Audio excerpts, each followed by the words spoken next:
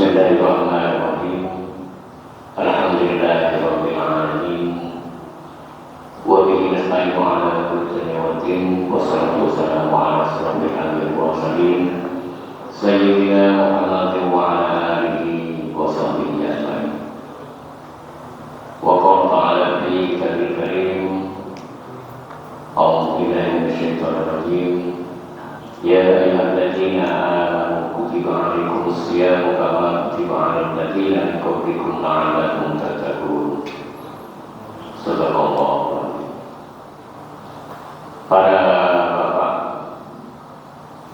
serta saudara-saudari seluruh jamaah Masjid Al-Ikhlas yang dimuliakan oleh Allah Subhanahu wa taala, segala puja dan puji syukur kita panjatkan kehadirat Allah Subhanahu wa taala atas segala rahmat, taufik, hidayah dan hidayahnya, atas segala nikmat sehat, nikmat sempat, lebih-lebih nikmat iman, sehingga para bapak serta saudara-saudara bisa hadir di tempat yang suci ini, yaitu dalam rangka kuliah Ramadan atau kajian Islam yang dilaksanakan setiap hari Rabu selama dalam bulan Ramadan oleh takmir Masjid Al-Ikhlas di dalam seluruh kalian. Salawat dan salam semoga tetap selalu tercurah dari baginda kita Nabi besar Muhammad SAW kepada seluruh keluarganya, sahabat-sahabatnya. Begitu juga semoga kita termasuk di dalamnya. Amin amin ya rabbal alamin. Para bapak serta saudara-saudara, mari acara ini kita awali bersama dengan bacaan umur kita surat Al-Fatihah. Bismillahirrahmanirrahim. Alhamdulillahirabbil alamin arrahmanirrahim maliki yaumiddin. Iyyaka na'budu wa iyyaka nasta'in ihdinas siratal mustaqim siratal ladzina an'amta 'alaihim ghairil maghdubi 'alaihim waladdallin.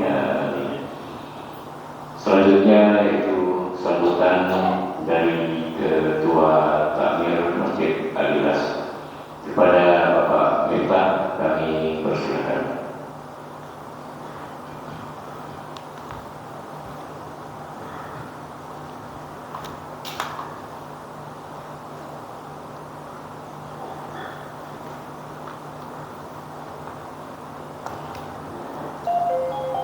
Assalamualaikum warahmatullahi wabarakatuh.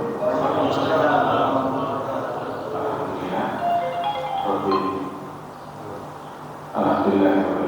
Wassalatu wassalamu ala asyrofil anbiya'i wal mursalin sayyidina wa maulana Muhammadin wa ala alihi wa sahbihi. Rabbi billahi wa bi islamihi wa bi Muhammadin nabiyyi wa rasulah. Rabbi sidni wa wasmi wa ba'du.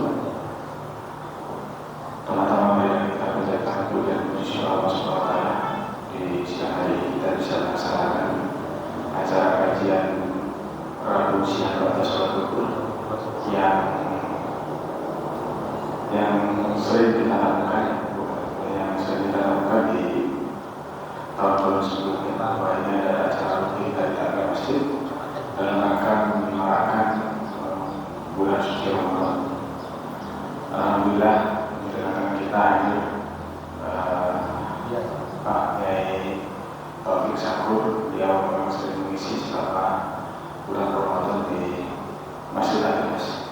Saya ucapkan selamat datang kepada Pak Yai Haji Taufik Syakur dari Sumeneb, dan juga saya ucapkan terima kasih atas kehadiran para tamu masjid, pembina seperti Haji Sumatri, Haji Masuki, dan seluruh tamu masjid dan remas yang telah hadir juga meluangkan waktunya dalam rangka bersama-sama menimba ilmu dari Pak Yai Taufik Syakur. Semoga ilmu yang kita dapatkan bisa bermanfaat pada diri kita. Sebagai sambutan pertama, karena ini adalah awal saya sebelumnya di acara-acara takmir mulai sebuah terawih belum menjalankan sambutan. Terucapkan banyak terima kasih atas seluruh dukungan baik tenaga dan yang telah diberikan kepada Masjid Al-Ikhlas selama mensukseskan acara kegiatan bulan Ramadan. Itu yang mungkin bisa saya berikan ucapan terima kasih atas kesediaan Bapak Ibu yang telah meluangkan sedikit dananya dalam rangka mensukseskan pelaksanaan kegiatan bulan suci Ramadan. Rangkaian ini adalah salah satunya di siang hari ini, dan nanti juga akan ada rangkaian kegiatan lain, seperti juga ada festival Ansori yang akan segera di minggu kedua akan direncanakan untuk dilaksanakan, sehingga ini akan menambah semangatnya Masjid Al-Ikhlas dalam menyambut bulan suci Ramadan. Mari kita berdoa semoga kita diberi kelancaran dalam melaksanakan ibadah puasa. Nanti kita akan bertemu di acara Idul Fitri, hari Idul Fitri. Mudah-mudahan kita diampuni segala dosa kita dan amal kita selama bulan Ramadan diterima Allah Subhanahu wa Ta'ala. Sekali lagi saya mengucapkan banyak terima kasih atas bantuan seluruh jemaah Masjid Al-Ikhlas dalam rangka menyemarakan bulan suci Ramadan. Mungkin itu saja dari saya sebagai perwakilan dari Takmir Masjid Al-Ikhlas. Dan apabila ada kritik maupun saran dan masukan untuk disampaikan kepada pengurus masjid maupun Takmir Masjid sebagai kita bagian daripada mengevaluasi diri di Masjid Al-Ikhlas. Sekali lagi saya mengucapkan banyak terima kasih. Saya ini berbicara dengan Assalamualaikum warahmatullahi wabarakatuh. Waalaikumsalam warahmatullahi wabarakatuh.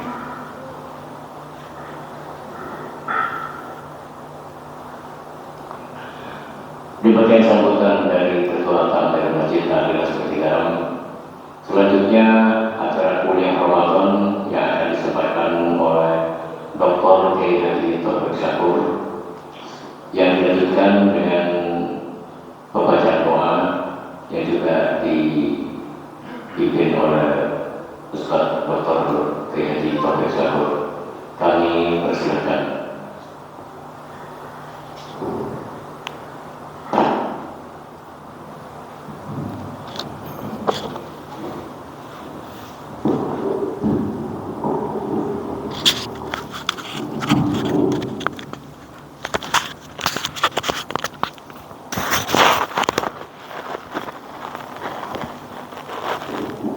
Assalamualaikum warahmatullahi wabarakatuh.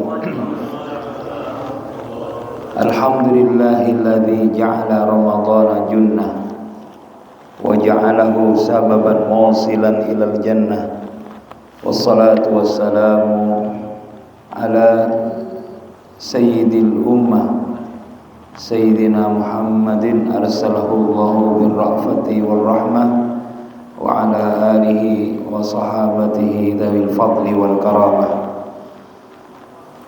Qala Allah Ta'ala fi muhkami tanzilihi wa huwa asdaqul qailin. A'udzu billahi minasyaitonir rajim. Man kana yuridul 'izzata falillahil 'izzatu jami'an. Amma ba'du, ayyuhal hadirun rahimakumullah, jamaah Masjid Al-Ikhlas yang dimuliakan Allah, Bapak Ibu mustami'in mustami'at semuanya tanpa terkecuali yang dimuliakan Allah. Alhamdulillah, bersyukur kita kepada Allah, hari ini Allah takdirkan kita bertemu di dalam satu majlis yang sangat mulia, di kesempatan yang mulia, dan juga di bulan yang sangat mulia, bulan Ramadan. Setelah kita bersama-sama salat zuhur berjamaah, saat ini kita bersama-sama mengaji bersama. Mudah-mudahan ini semua menjadi amal yang diterima oleh Allah Subhanahu wa Ta'ala, utamanya puasa kita yang hari ini kita sudah masuk pada hitungan kelima. Mulai dari awal sampai hari ini puasa kita dan juga ibadah-ibadah lain yang menyempurnakan puasa kita menjadi modal terbaik kita yang kelak akan menjadi sangu terbaik kita di hadapan Allah Subhanahu wa taala. Bapak Ibu, saya katakan kita mengaji karena kebetulan saya tadi udah atik kitab di rumah saya dan saya termotivasi membuat kitab ini dengan maksud paling tidaklah kita kecipratan barokah, ya, barokah mengarang kitab. Karena kebetulan kitab yang saya ambil ini saya dapatkan dari putra pengarangnya, namanya Sayyid Ahmad bin Muhammad Al-Alawi Al-Maliki. Yang ngarang kitab ini adalah Sayyid Muhammad bin Alawi. Kebetulan 2019 saya bertemu dengan 2015 ketemu dengan putranya, lalu putranya meminta saya untuk menginap di rumahnya 3 hari lamanya. Begitu mau pulang, beliau hadiahkan sekian banyak kitab ke saya, dan salah satu diantaranya adalah ini. Dalam tradisi kita itu nyambungnya sanad itu sangat penting, ya. Dan saya yakin, bahkan hakul yakin, yang kita baca, yang kita kaji hari ini itu nyambungnya ke pengarangnya. Sementara pengarang ini adalah cucu dari seorang imam madhab, Imam Maliki, yang disebut dengan Imam Darul Hijrah. Ya, mudah-mudahanlah kita semua kecipratan barokahnya, barokah ilmunya. Yang paling penting adalah sanad ilmu kita nyambung kepada Rasulullah SAW. Itu paling penting. Nah, di antara isi kitab ini ternyata ada banyak fasilitas yang Allah berikan kepada kita, yang ketika kita gunakan fasilitas itu mengantarkan kita kepada kemuliaan yang sejati. Kalau boleh saya katakan dalam bahasa ekstrem, kemuliaan yang hakiki. Fasilitas-fasilitas yang Allah berikan kepada kita, di samping itu nilainya ibadah, tapi ketika itu kita benar-benar memanfaatkannya, dari situlah kita akan sampai meniti sebuah tangga yang pada akhirnya kita sampai kepada apa yang kita harapkan, kemuliaan seorang hamba, ia di depan Allah dan juga di depan manusia. Karena siapapun di antara kita menginginkan kemuliaan, dan sumber kemuliaan itu adalah Allah. Allah berfirman dalam Al-Quran, "Man kana yuridul izzata falillahul izzatu jami'ah." Barang siapa yang menginginkan kemuliaan, maka seluruh kemuliaan itu hanya milik Allah. Yang saya maksud kemuliaan yang sejati itu adalah kemuliaan yang Allah berikan kepada kita, bukan kemuliaan yang diberikan seorang makhluk atau yang lainnya kepada seorang manusia kepada kita. Karena ketika kemuliaan itu Allah berikan kepada kita, jadilah kemuliaan itu tetap pada diri kita selama Allah berkehendak menetapkan kemuliaan itu pada kita.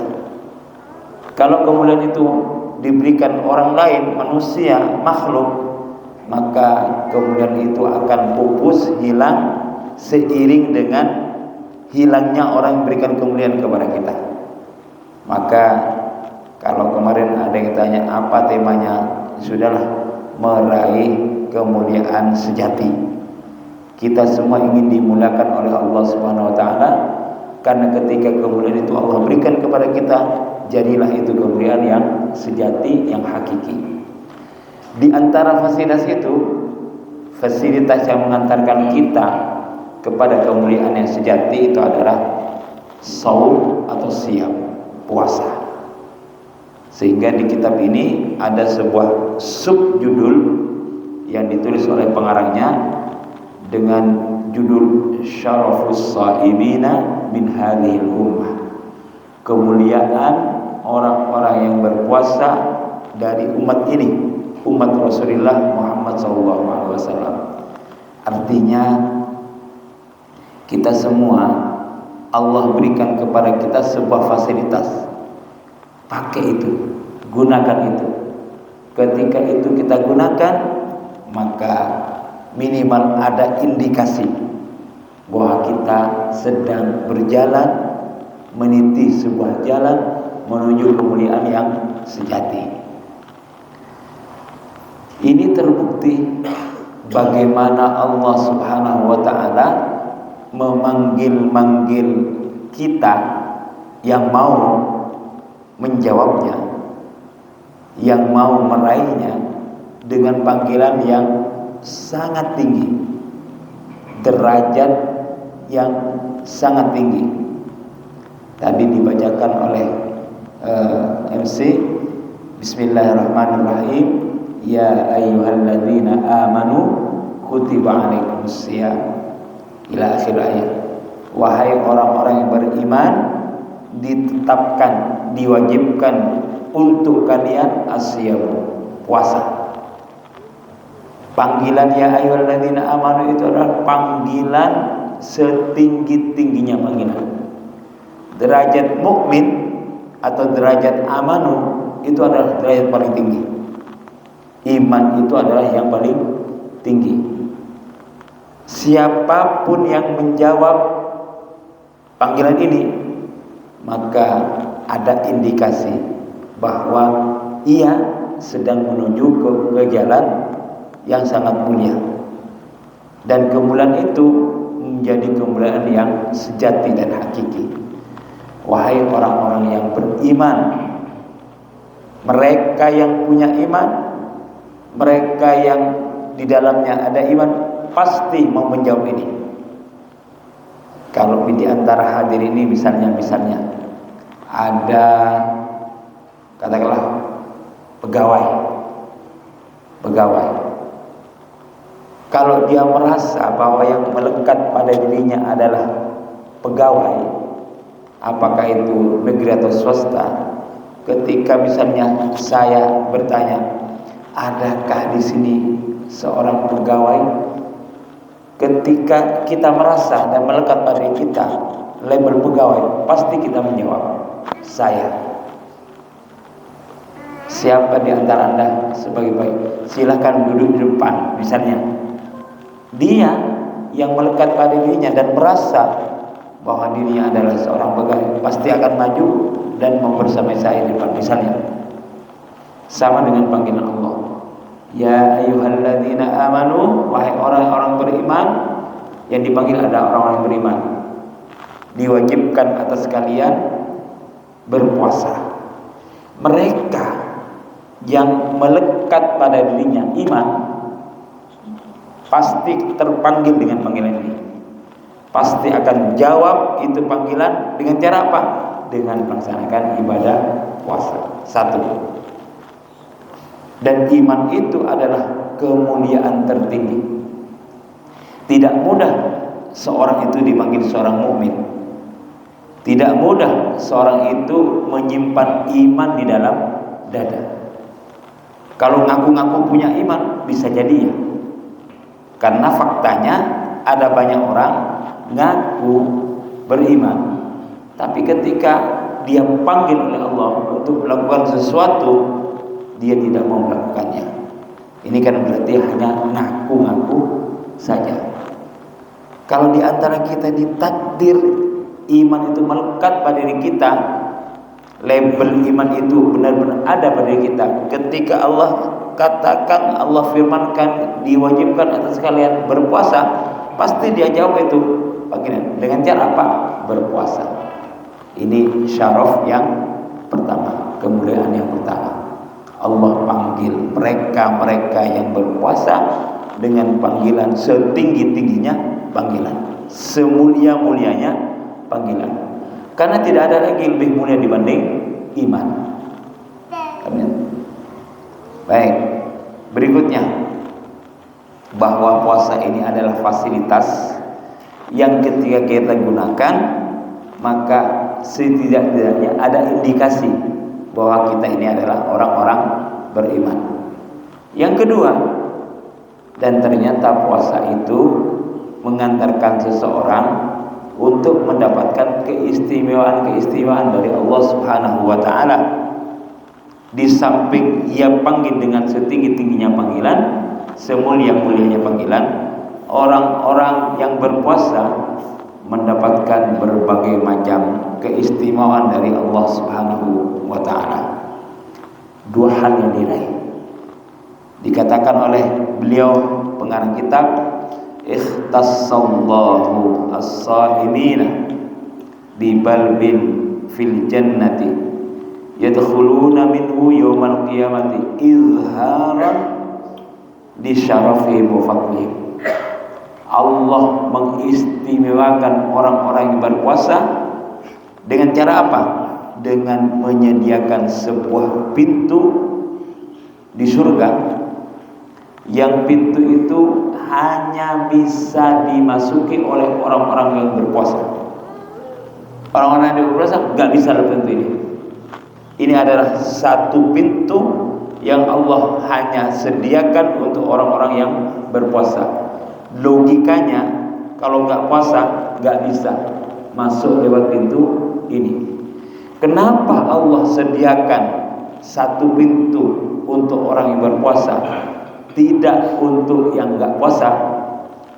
Idharan di syarri, karena Allah ingin menunjukkan kepada makhluknya yang lain bahwa hambaku yang melewati pintu ini adalah hambaku yang aku muliakan. Bahkan dikatakan fayarahul qasi waddani, semua makhluk melihat orang ini ketika melewati pintu ini, semuanya melihat, sehingga mereka semua makhluk itu tahu, oh bahwa dia melewati pintu itu berarti dia adalah orang khusus yang mau menjawab panggilan Allah dengan cara berpuasa. Tahu semua, karena ini tidak bisa dilewati siapapun kecuali orang-orang berpuasa. Seperti misalnya di sini ada pintu khusus tamu VIP, misalnya ada tulisan, tidak akan sembarang orang memasuki lewat pintu tersebut kecuali tamu-tamu yang VIP. Ketika ada tamu masuk, bahkan pintunya dibukakan, dipersilakan, kita tahu bahwa yang masuk itu adalah tamu VIP. Mungkin sekarang kita tidak tahu siapa yang puasa, yang enggak puasa, atau siapa yang pura-pura puasa. Nanti di hadapan Allah itu akan terlihat betul siapa yang orang-orang yang benar-benar berpuasa dengan standar imanan wahtisaban, akan terlihat betul. Kalau Bapak Ibu pernah mengkaji surah Al-A'raf, surah Al-A'raf itu di situ diceritakan bagaimana penduduk surga dan penduduk neraka itu ditempatkan di satu tempat yang transparan. Orang-orang yang ada di surga melihat terhadap mereka yang di neraka, pun juga sebaliknya, orang-orang yang ada di neraka itu melihat yang ada di surga. Sehingga mereka, naudzubillah, yang celaka Allah tempatkan di neraka, melihat orang-orang di surga itu tampak, oh, yang saya sangka dulu dia jelek, dia berkhianat, ternyata Allah takdirkan dia berada di surga. Begitu juga di surga melihat kepada yang di neraka. Jadi bagaimana Allah itu istimewakan orang, dan semua tahu bahwa orang ini adalah istimewa, mulia di hadapan Allah, dan semua orang tahu, karena masing-masing itu saling tahu, saling melihat pada posisi-posisi masing-masing. Mungkin nanti akan ada kajian selanjutnya tentang surah Al-A'raf. Itu yang kedua. Allah muliakan orang-orang puasa dengan setinggi-tingginya panggilan, dengan semulia-mulianya panggilan. Yang kedua, Allah muliakan orang-orang yang berpuasa dengan sebuah fasilitas. Besok di hari kiamat mereka akan melewati sebuah pintu, yang pintu itu hanya dilewati oleh orang-orang yang berpuasa. Yang enggak puasa lewat, enggak boleh melewati itu. Ini yang kedua. Inilah yang saya katakan hakikat atau kemuliaan yang sebenarnya, kemuliaan yang abadi. Yang ketiga, waqtassallahu subhanahu wa ta'ala as-saimina aidan, dan Allah mengistimewakan orang-orang yang berpuasa dengan apa? Bi an ja'ala saumahum lahum hisnan hasinan. Allah istimewakan orang-orang yang berpuasa dengan cara apa? Allah jadikan puasa mereka itu sebagai benteng yang sangat kuat minan nar, dari api neraka. Artinya apa? Di samping orang-orang yang berpuasa itu Allah masukkan ke surganya lewat pintu khusus, orang-orang yang berpuasa itu Allah selamatkan dari azab neraka. Bahasanya adalah hisnan hasinan, kokoh dan kuat, yang dapat membentengi seseorang dari jilatan api neraka. Dan inilah kalau kita mau sukses, berbicara sukses, bagi Allah itu sukses yang sebenarnya adalah ketika seseorang itu sukses kelak di hadapan Allah. Di dalam Al-Quran dikatakan, faman zuhziha anin nari wa udkhilal jannata faqad faz. Barang siapa yang dijauhkan dari neraka dan dimasukkan ke dalam surga, dialah orang yang benar-benar sukses. Sukses yang hakiki bagi Allah itu adalah ketika seorang hamba itu dijauhkan dari neraka, dijauhkan dari hal-hal yang menyebabkan seorang masuk neraka, dan dimasukkan ke dalam surga. Itulah orang yang sukses. Tidakkah kita semua menginginkan kesuksesan dan kemuliaan sejati yang itu Allah berikan kepada hamba-hamba yang dipilihnya sesuai dengan kehendak Allah. Wasitran yaqi sahibahu mimma yu'dhihi minasyahawat, dan puasa mereka itu dijadikan oleh Allah sebagai tabir yang menjaganya dari hal-hal yang menyakitkan dia, apapun termasuk penyakit. Kita semua sudah tahu apakah itu menurut sudut pandang agama ataupun menurut sudut pandang medis, bahwa puasa itu menyebabkan seorang psikologis secara fisik sehat tubuhnya, bahkan sembuh dari sakitnya. Kita semua kan ingin sehat walafiat, maka resep dari Rasulullah itu adalah sumu tasihu, berpuasalah engkau pasti sehat.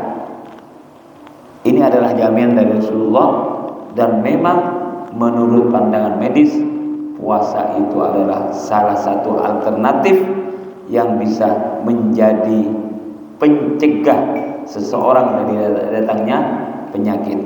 Kalau penyakit itu datang, puasa itu menjadi sebuah obat. Ini yang disebut dengan sitran yaqi sahibahu mimma yu'dhi. Puasa itu menjadi tabir atau mungkin tembok yang menjaga seseorang atau orang yang berpuasa dari hal-hal yang tidak mengenakan, yang menyakitkan, termasuk misalnya penyakit. Bapak Ibu hadirin hadirat yang dimuliakan oleh Allah Subhanahu wa taala, kita enggak usah bertanya Masa sih puasa itu menyehatkan? Bukan. Kalau itu jaminan dari Rasulullah, dan Rasulullah yang diucapkan beliau itu adalah dari wahyu, bukan dari dirinya sendiri, maka sadaqa Rasulullah, benar yang disabdakan oleh Rasulullah SAW. Dan ini berarti adalah jaminan dari Allah Subhanahu wa ta'ala. Bapak Ibu tidak usah jauh-jauh, silahkan baca artikel-artikel medis yang itu berhubungan dengan puasa. Dan saya yakin Bapak Ibu lebih tahu daripada saya bagaimana puasa itu menurut pandangan medis. Terus yang kedua, puasa itu mimma yu'dhihi, menjadi tembok yang menghalangi kita dari datangnya hal-hal yang tidak mengenakan kita. Puasa itu dapat mencegah seseorang dari kefakiran. Di sebuah kitab dikatakan bahwa para ulama mengatakan bulan Ramadan itu adalah syahrun ghaniyun, bulan yang kaya, dan menjadikan kita kaya. Kaya dalam arti yang luas. Kalau kita bicara ekonomi, bulan Ramadan itu benar bahwa bulan kaya. Urusan ekonomi semua bergerak. Bapak Ibu tidak usah jauh-jauh. Kalau menjelang buka puasa, cobalah lihat pinggir-pinggir jalan. Semua orang pada buka lapak-lapak makanan, dan semua laku. Apalagi di daerah saya di perkotaan. Bahkan di sana ada disediakan tempat khusus, orang-orang bisa berjualan apa saja, terutama yang terkait dengan buka puasa. Semua ditangani oleh berpuasa, semua ditangani oleh orang-orang, dan orang-orang rata-rata membelinya. Saya ini kan rata-rata tetangga saya itu yang jualan kue-kue itu mereka berbunga-bunga, sangat bahagia kalau bulan Ramadan itu. Kenapa? Karena rata-rata omset mereka kalau di bulan Ramadan itu bertambah. Apalagi, mohon maaf ya, tidak nyinggung siapa-siapa, apalagi kita rajin sholat tarawih misalnya, itu kadang-kadang bahkan diumumkan, ya, ada amplopnya. Iya kan? Ya, itu tidak dimungkir lagi, tidak dimungkir lagi itu. Santri saya di rumah itu jarang sholat tarawih di tempat saya. Mereka kejar itu musola yang ada amplopnya. Lumayan lah. Imma atas kemauan mereka sendiri, atau memang disuruh orang tuanya. Bayangkan tiap malam dapat amplop. Sekarang ini fenomenanya itu bukan sholat cepat atau lambat, bukan. Kalau dulu zaman saya itu yang ramai itu musola yang sholat tarawih cepat. Iya. Sekarang ini musola itu ramai yang ada amplopnya. Kalau nggak ada itu sepi. Dan cerdasnya anak-anak sekarang itu, mereka tahu dan bisa mengidentifikasi mana musola yang ada amplopnya, mana yang nggak ada amplopnya. Hebat sekarang itu, canggih. Ya, itu saya katakan rezeki yang min haitsu la yahtasib. Ya, rezeki yang tidak disangka-sangka. Karena memang faktanya Ramadan adalah bulan kaya. Bulan kaya. Mulai dari pedagang kecil sampai pedagang kelas besar, semuanya bahagia. Karena setiap dagangnya pasti laku. Mulai dari yang dagangnya sederhana sampai yang istimewa laku. Ekonomi bergerak, gitu ya. Apalagi sekarang ada THR. Ini ya benar apa yang dikatakan oleh para ulama. Dan inilah salah satu tanda kemuliaan yang memang Allah turunkan di bulan Ramadan. Selama kita mau menjawabnya, selama kita mau memenuhinya, maka kemuliaan itu akan datang kepada kita biiznillah, dan kemuliaan itu akan menjadi kemuliaan yang sejati, yang hakiki, karena itu kemuliaan Allah yang memberikannya, bukan diberikan oleh kita dengan kita atau kita kepada yang lainnya. Saya pikir itu sebagai muqaddimah. Saya dipesan sama MC tadi, tidak usah lama-lama, yang penting ada tanya jawabnya katanya. Barangkali ada yang mau dipertanyakan, silahkan, dan mohon jangan sulit-sulit. Kalau sulit nanti saya mau lari saja, Pak. Iya. Barangkali ada. Syukur kalau nggak ada, biar cepat pulang. Silakan. Barangkali ada pertanyaan. Satu kami.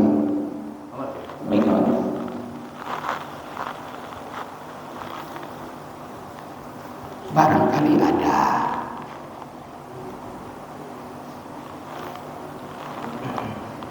Kimun tak ada, tak usah. Cepat sakit.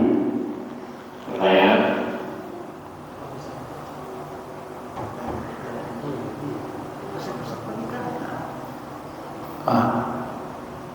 Ya Ustaz, Iya, Nabi. cuma sebagai pancingan, mungkin nanti ada yang setelah saya ada yang bertanya, karena ini berkaitan dengan puasa, meskipun nantinya pertanyaannya bukan yang berkaitan dengan puasa, yang ada kaitannya dengan kehidupan sehari-hari. Nah, kalau ada mungkin bisa bertanyakan. Yang dari saya mungkin buat pertanyaan sekitar tentang ketauhidan kita kepada Allah Subhanahu wa taala, dengan kebanyakan ketika penyampaian dalam sebuah pidato, Ya. dikatakan ketika akhir-akhir perkataannya itu bahwasanya kita harus percaya kepada qada dan qadar. Tunggu pengajian. Terus?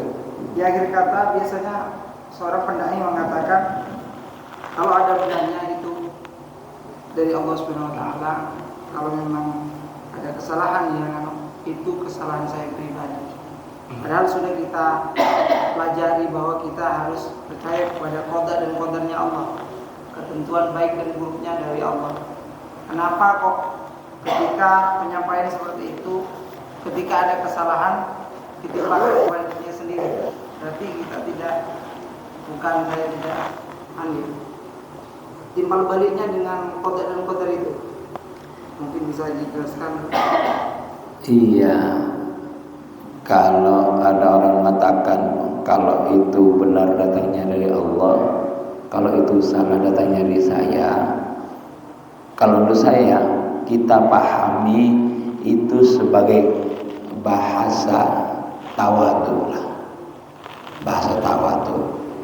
Artinya kan di Al-Quran itu dijelaskan kita tidak bisa mengklaim sesuatu yang kita sampaikan pasti benar. Kalau ternyata itu benar, kan itu semua kan atas bimbingan Allah. Yang kedua, kita tidak bisa mengklaim bahwa yang saya ucapkan itu harus diikuti oleh orang lain.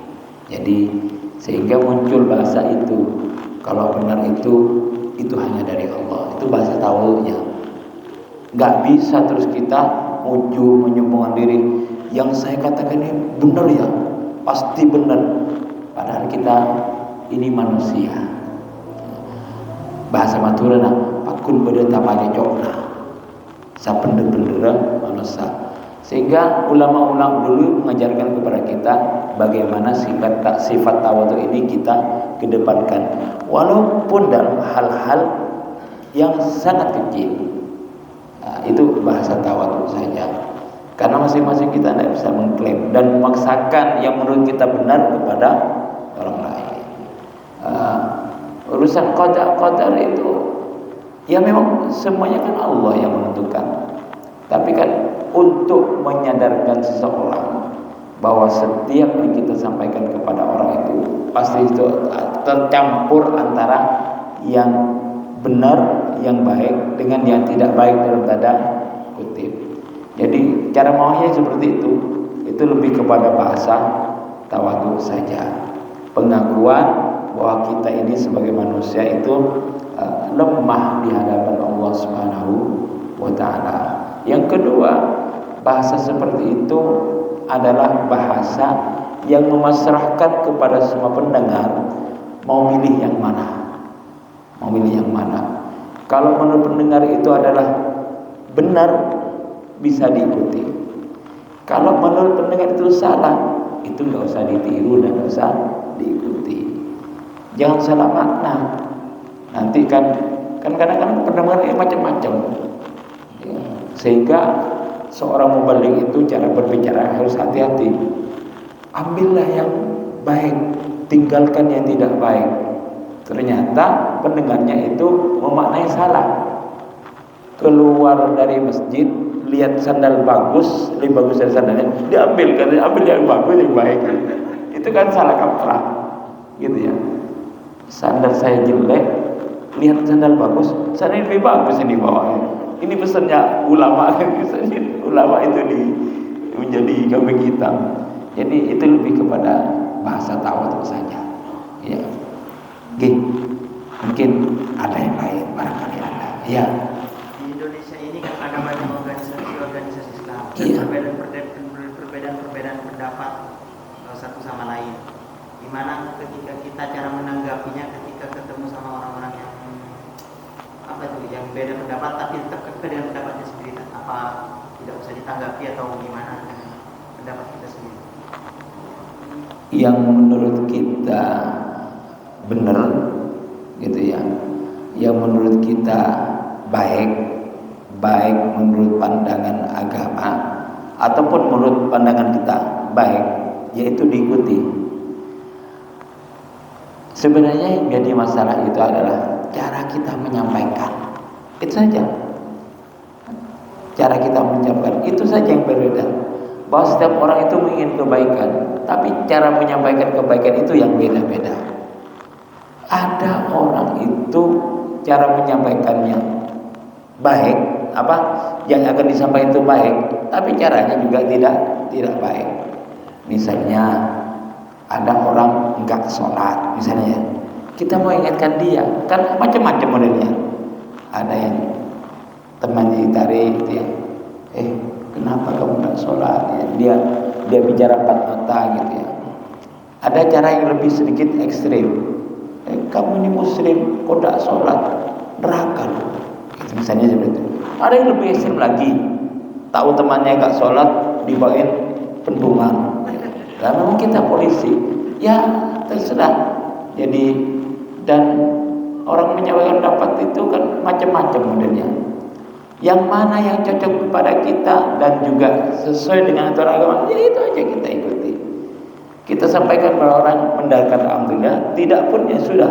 Rasulullah saja diingatkan oleh Allah, wa ma alaina illal balagh. Cukup bagi saya menyampaikan. Orang mau mendengar silakan, tidak pun tidak apa-apa. Itu kan Rasulullah, dan itu Allah abadikan dalam Al-Quran. Jadi ya sudah, itu saja, nyantai saja. Dan hidup pasti ada perbedaan. Kalau ada perbedaan tidak rame. Pas pada kapi, ya sepeh. Ketemu sepi itu, ya kita aja. Cukup ya. Ketua takwil.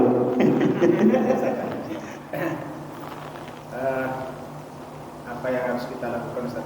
Manakala keberkahan di bulan Ramadan tidak kita dapatkan, merasa tidak kita dapatkan, padahal ibadah kita itu sudah maksimal kita lakukan. Itu yang pertama. Yang kedua, bagaimana cara kita memastikan bahwa ibadah selama bulan Ramadan itu diterima Allah SWT? Berat ini.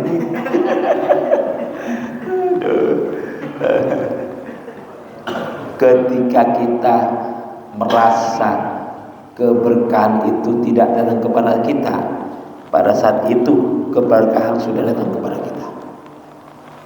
Saya ulangi, ketika kita merasa bahwa kita tidak mendapatkan keberkahan, saat itulah keberkahan itu sudah datang kepada kita.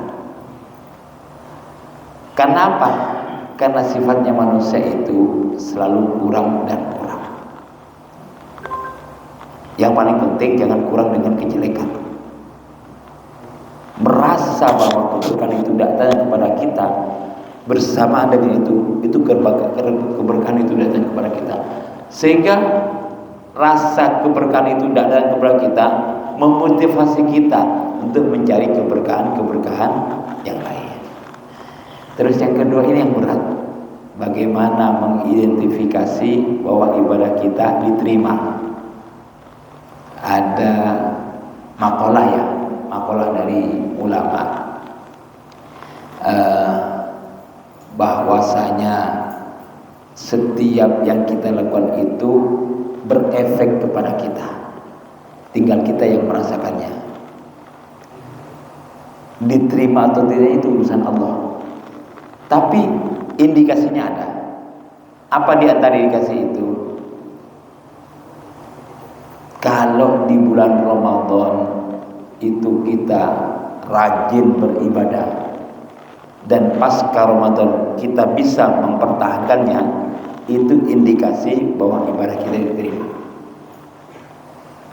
Nah, kalau di bulan Ramadan kita sebulan penuh bisa menghatamkan 1 kali selama bulan Ramadan, dan itu kita konsisten pasca Ramadan kita pertahankan, itu adalah indikasi bahwasanya bacaan Al-Quran kita itu diterima.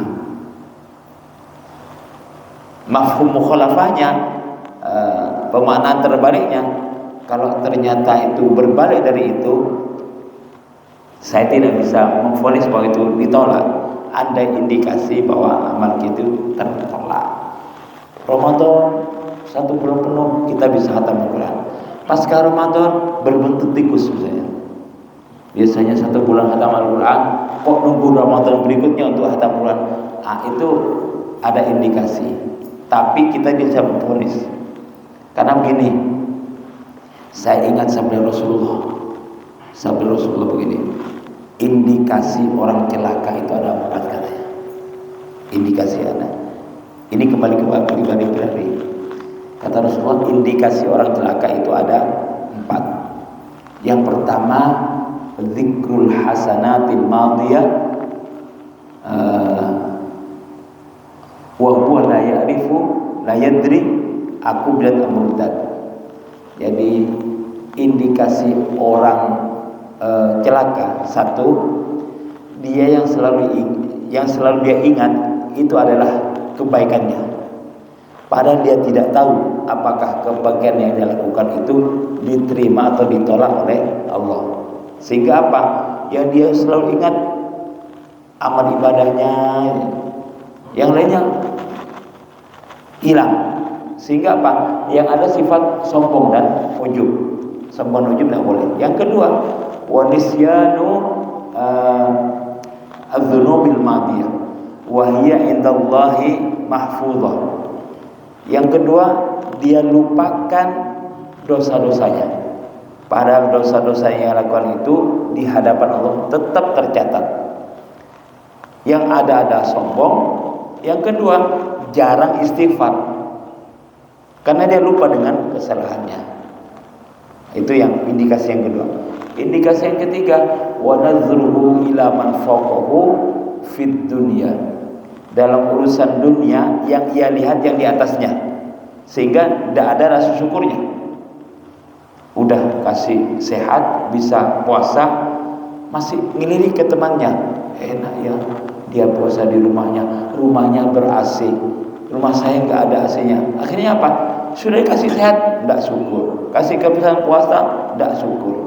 Karena apa? Yang dia lihat dalam urusan dunia, yang di atasnya. Celaka orang. Dan yang keempat, wa nadzuruhu ila man dunahu fid din atau fil akhirah. Dalam urusan akhirat, yang ia lihat yang di bawahnya. Sehingga apa? Tidak ada motivasi untuk menambah ibadahnya. Lemes. Enggak usah rajin-rajin mas ke masjid. Itu loh tetangga sampean tidak pernah ke masjid sajian soki kok. Ya akhirnya mas tak ke masjid, berhenti. Jadi udahlah semuanya. Kalau kata Syekh siapa itu Abdul Qadir, kata beliau, Kalau kita ingin tahu bahwa amal kita itu sukses, lakukan 4 hal ini.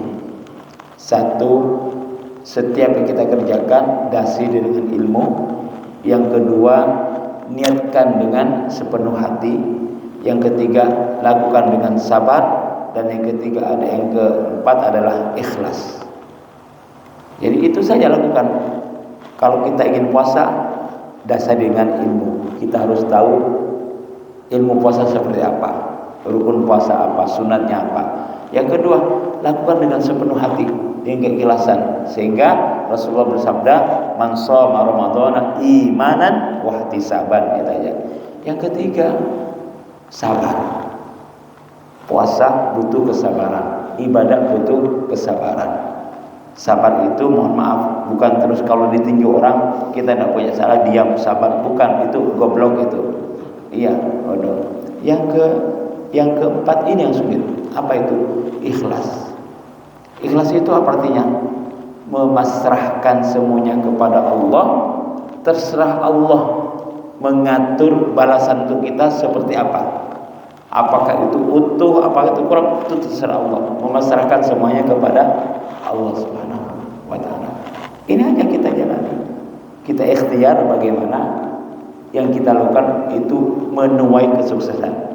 Enggak usah berpikir diterima atau enggak. Yang penting syarat-syaratnya kita penuhi. Itu saja. Kalau itu jauh panjang. Jadi pokoknya itulah. Yang penting jangan merasa setiap yang kita lakukan itu pasti diterima. Kita ikhtiar bagaimana caranya yang kita lakukan terutama ibadah kita itu menjadi ibadah yang diterima oleh Allah. Kita ikhtiar. Urusan diterima atau tidak itu urusan Allah. Yang penting kita tetap ikhtiar. Toh ikhtiar saja itu sudah mendapatkan pahala dari Allah Subhanahu wa taala. Wallahu a'lam. Mudah-mudahan menjawab pertanyaannya. Kok semakin banyak nih Pak? Gara-gara Ustaz Nawawi ini. Saya tertarik dengan apa yang disampaikan Mas Tatan. Iya. Bahwa ada fenomena sekarang itu memilih untuk sholat tarawih dengan ada. Oh iya, iya. Ini sekarang malah lebih populer. Iya. Jam 3 itu tidak kumpul. Oh. Mau sholat istilahnya tarawih karena ada amplop. Iya. Kita bagaimana? Maksud saya gimana menyikapi masalah ini, gitu ya. Satu menyikapi dalam hal misalnya kita sudah masuk pada apa istilahnya fenomena yang jadi saat ini. Ini jam 3 sudah kumpul, bahkan sebelum asal ini. Siap-siap berangkat ya. Ya, sudah. Gitu. Iya. Itu saya beberapa kali terima. Emang benar kayaknya. Ini di salah satu yang terjadi di Kepanjen. Iya. Di Kepanjen itu dekat rumahnya Pak Said. Iya, iya. Ya, saya tahu. Nah, maksud saya satu kita sudah sampai pada fenomena ini dan bagaimana kita itu misalnya kita bagaimana kita menyikapinya. Yang ketiga berikutnya, ini maaf, apakah ini ada masuk unsur riya atau Iya. apa? Oh gitu ya. Maaf, bukan Iya, saya. iya. Memang fenomena seperti itu. Iya. Ya, nggih, kasih. Kalau bertanya bagaimana sikap kita, tidak usah bersikap, Pak. Iya, sudah, diam saja, biar kita tidak bingung sendiri. Tidak. Terhadap ada orang Mesir itu ada sebuah apa sihnya pepatah yang terkenal, anta tadhhab ila halika wa ana adhhab ila hali. Jadi kamu berangkat menuju tujuanmu, biar aku yang menuju tujuanku. Artinya gini, terhadap yang dilakukan oleh orang lain, kalau kita tidak ingin terlalu berat pikiran kita, sudah biarkan saja, gitu ya. Terus apakah ada unsur riya? Nah, itu yang di luar penilaian kita. Yang bisa menilai apakah kita riya atau ikhlas itu satu orangnya sendiri. Yang kedua itu adalah Allah. Makanya kita tidak usah bersikap, udah biarkan aja itu mengalir saja.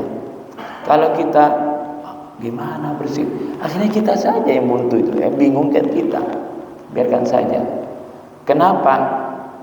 Nah, ini terjadi ke pribadi saya. Keluarga saya itu dengan fenomena ini bingung. Kenapa?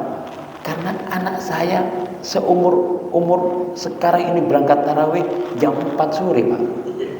Tarawihnya nanti jam 7, jam 4 berangkat gitu. Dia bingung. Gimana ya? Saya bilang, sudah biarkan saja. Nanti dia akan tahu sendiri. Ternyata hanya selang 2 hari dia berhenti. Dia tarawih di rumah sendiri. Berhenti dia. Saya tanya kenapa? Oh, selang songkoknya. Tahu rasa kamu. Biar dia punya pengalaman lah bahwa ternyata yang seperti ini tidak bisa dipaksakan. Itu. Jadi panjenengan ya sudahlah. Itu menjadi sebuah fenomena, biarkan saja, dan itu akan menjadi sejarah, catatan dalam sejarah. Ya. Termasuk yang misalnya kemarin itu rame-rame tahlilan yang sampai puluhan ribu orang gitu ya kan.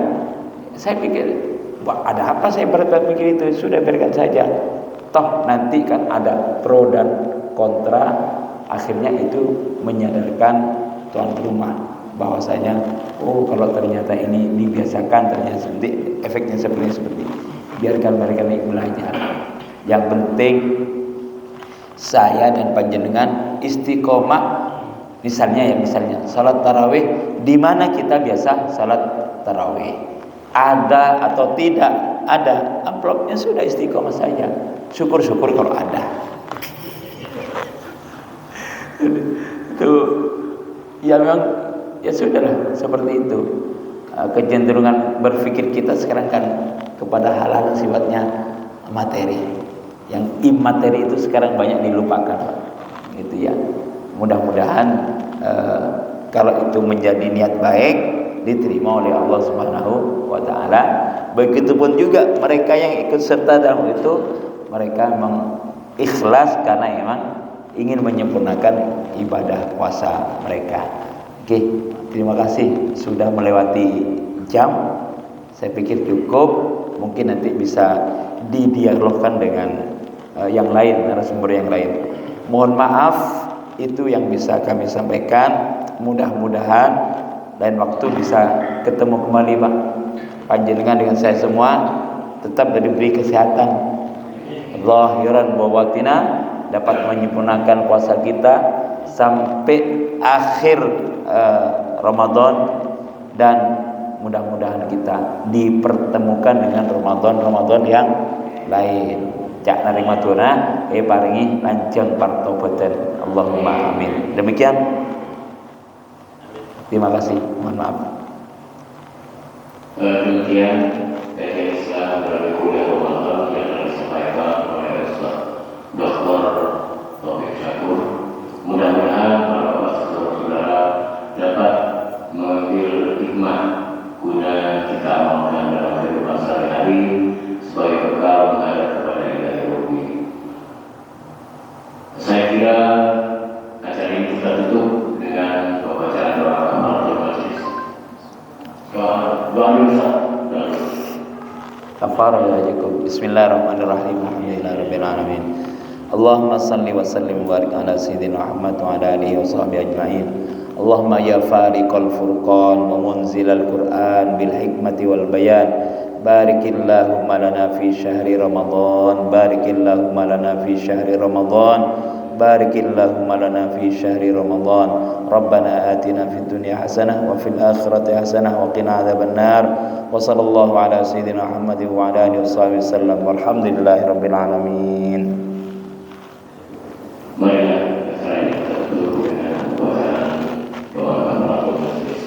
Subhanakallahumma wa bihamdika asyhadu an la ilaha illa anta astaghfiruka wa atubu